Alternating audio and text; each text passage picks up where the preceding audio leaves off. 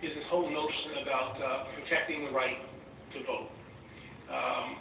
We celebrated this year the 50th anniversary of the passage of the Voting Rights Act. I went to Selma to commemorate Bloody Sunday. John Lewis was here earlier. This nation fought a civil war, endured slavery by another name, dealt with legalized segregation, a civil rights movement in the mid and early 60s transformed this nation. And the notion that we would somehow go back and put in place things that make it more difficult for our fellow citizens to vote is simply inconsistent with all that's good about this country, and something that I was bound and determined to fight. And our Civil Rights Division has done a superb job in crafting lawsuits based on a Voting Rights Act that was wrongly gutted by the Supreme Court, and I suspect that we will see successes from those efforts that have, those cases that have been filed. But that, of all things, simply cannot be allowed to happen. The right to vote must be protected.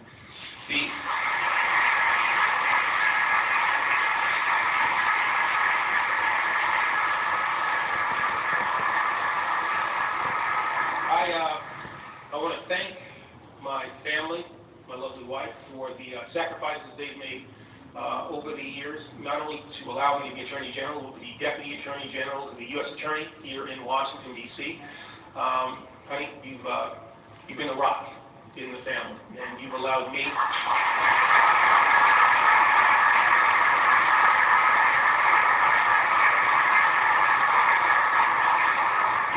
the opportunity to do the things that really animated me and allowed me to work with all of these great people.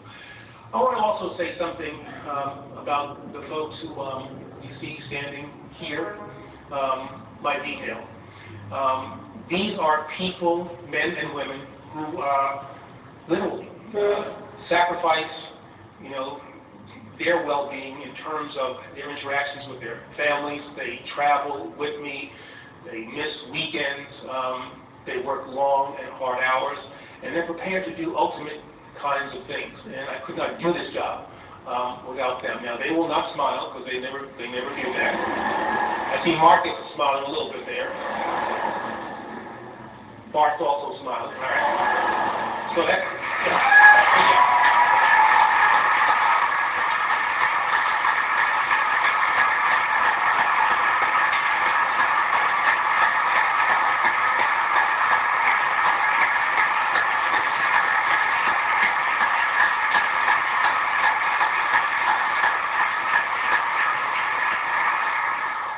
And then I just want to thank all of you.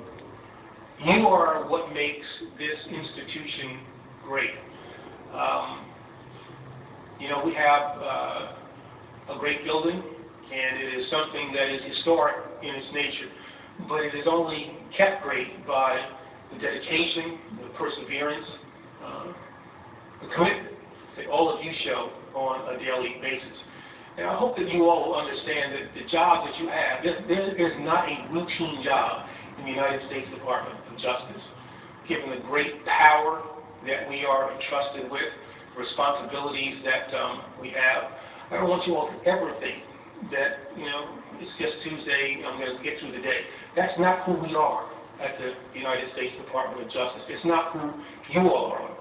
And I think that has certainly been shown by the way in which you've conducted yourselves, and by the way in which you have accomplished so much over the last 6 years. I said earlier that when we celebrated Robert Kennedy's 50th anniversary of his swearing in 2011, people said that was a golden age for the United States Department of Justice.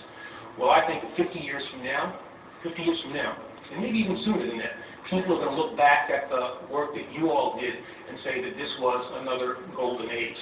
That's how good you all are. That's how good you all are. That's how dedicated, committed, and wonderful you all have been. With a focus on justice, with a focus on helping those who cannot help themselves. You have distinguished yourselves. There's a long line of excellence in the United States Department of Justice. Every now and again, at an appropriate time, a group comes along that is worthy of special recognition. And you all are, in fact, one of those groups. I am proud of you. I am proud of you. I'm going to miss you. I'm going to miss this building. I'm going to miss this institution. But more than anything, I'm going to miss you all. This building is always going to be home. You all are always going to be my family. And whatever I am doing, I will be rooting for you from the sidelines. Now I want to do something here. We have these bands that I've been wearing for the last whatever number of whatevers. I think I can officially take this off now.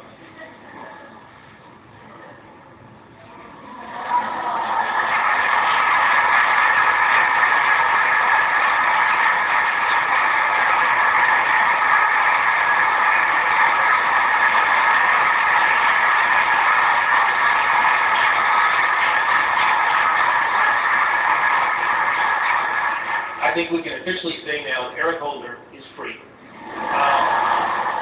But it is not necessarily something that I want.